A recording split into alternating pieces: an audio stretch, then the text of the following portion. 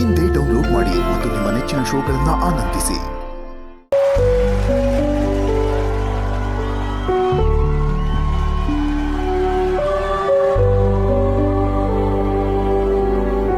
ಬಹುಶಃ ನಾನು ಅಲ್ಲಿಂದ ಜರ್ನಿನ ನೋಡಿದಾಗ ಅಲ್ಲಿಂದ ಇಲ್ಲಿಗೆ ಒಂದು ಮ್ಯಾಕ್ಸಿಮಮ್ 20 ಸೆಕೆಂಡ್ಸ್ ಅಲ್ಲಿ ನಡ್ಕೊಂಡು ಬಂದಿರ್ತೀನಿ. ಆದ್ರೆ 20 ವಾರಗಳ ಜರ್ನಿ ಇದೆಯಲ್ಲ, ಅದಷ್ಟು ಸುಲಭವಾಗಿರ್ಲಿಲ್ಲ.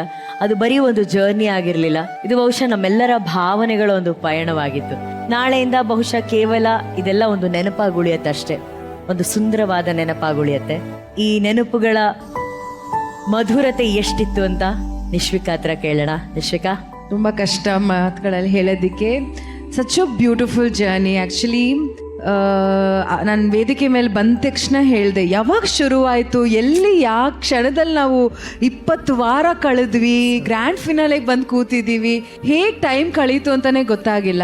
ನಮ್ಮನ್ನು ನಾವು ಮೀಟ್ ಮಾಡ್ಕೊತೀವಲ್ಲ, ಮಾತಾಡ್ತೀವಿ, ಅದೊಂದು ಖುಷಿ ನನಗೆ ಪ್ರತಿ ವಾರ ಒಂದು ಪುಷ್ ಥರ ಇತ್ತು. ನನ್ನನ್ನು ನಿಶ್ವಿಕಾ ಆಗಿ ಪರಿಚಯಿಸಿದ್ದು ಮಹಾನಟಿ. ನಾನು ಯಾವ ಜನ್ಮದಲ್ಲಿ ಏನು ಪುಣ್ಯ ಮಾಡಿದೋ ಗೊತ್ತಿರಲಿಲ್ಲ, ಈ ಒಂದು ವೇದಿಕೆನಲ್ಲಿ ಕೂತ್ಕೊಳ್ಳೋದಕ್ಕೆ ನನ್ನ ಅರ್ಹತೆ ಇದೆ ಅಂತಲೂ ನನಗೆ ಅನ್ಕೊಂಡಿಲ್ಲ. ಬಟ್ ನಾನು ಕರೆದು ಕೂರಿಸಿ ಗೌರವಿಸಿದ್ದಕ್ಕೆ ನಾನು ಫಸ್ಟ್ ಆಫ್ ಆಲ್ ಜೀ ವಾಹಿನಿಗೆ, ಮಹಾನಟಿ ವೇದಿಕೆ ಹಾಗೂ ನನ್ನ ಸಹ ಜಡ್ಜಸ್ಗೆ ಥ್ಯಾಂಕ್ ಯು ಹೇಳೋಕ್ಕೆ ಇಷ್ಟಪಡ್ತೀನಿ. ಹಾಗೆ ಯಾವತ್ತೂ ನಾನು ನಿಮ್ಮನ್ನ ನೋಡಿದಾಗೆಲ್ಲ I have always been inspired by you. ನಿಮ್ಮ ಪರಿಚಯ ಆಗೋಕ್ಕೆ ಮುಂಚೆಯಿಂದನೂ. ಸೊ ಖಂಡಿತವಾಗ್ಲೂ ನನ್ನ ಇನ್ಸ್ಪಿರೇಷನ್ ನೀವು. I love all of you. I am going to miss you all so much.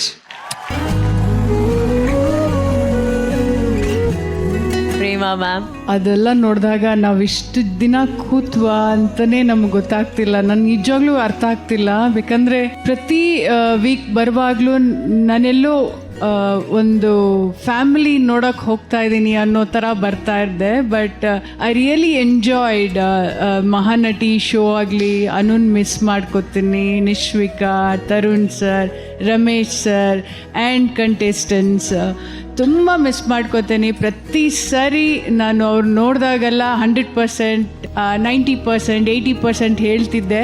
But ಇವಾಗ ನೆಕ್ಸ್ಟು ಅದೇ ಇನ್ನೂ ಕಾಯಬೇಕಲ್ಲ ಅಂತ ತುಂಬ ಬೇಜಾರಾಗ್ತಿದೆ. And Anu, I love you. ನಾನು ಪ್ರತಿ ಸರಿ ನಮ್ಮ ಅಮ್ಮನ ಹತ್ರ ಡಿಸ್ಕಸ್ ಮಾಡ್ತಾ ಇದ್ದೀನಿ. ನಮಗಾದ್ರೂ ಚೇರ್ಗಳು ಕುತ್ಕೊಂಡಿರ್ತೀವಿ, ಅನು ಯಾವಾಗಲೂ ನಿಂತ್ಕೊಂಡಿರ್ತಾಳೆ, ಆ ಕಾಲ್ಗಳು ಏನಾಗಬೇಕು ಅಂತಲೂ ನಾನು ನಮ್ಮಮ್ಮ ಡಿಸ್ಕಷನ್ ಮಾಡ್ತಾ ಇರ್ತೀವಿ. And hats off to you. Thank you ma'am, means a lot. ಇದು ದೇವ್ರು ಕೊಟ್ಟಿರೋ ವರ ನಿಮಗೆ, ನಿಮ್ಮ ತಾಯಿಯ ಆಶೀರ್ವಾದ. I am so happy, I am blessed. Thank you so much. Thank you ma'am, love you, thank you so much. Tarun ಅವರೇ, it's a very emotional moment ನಾವು ಫಾರ್ ಶೋರ್. ನನಗೆ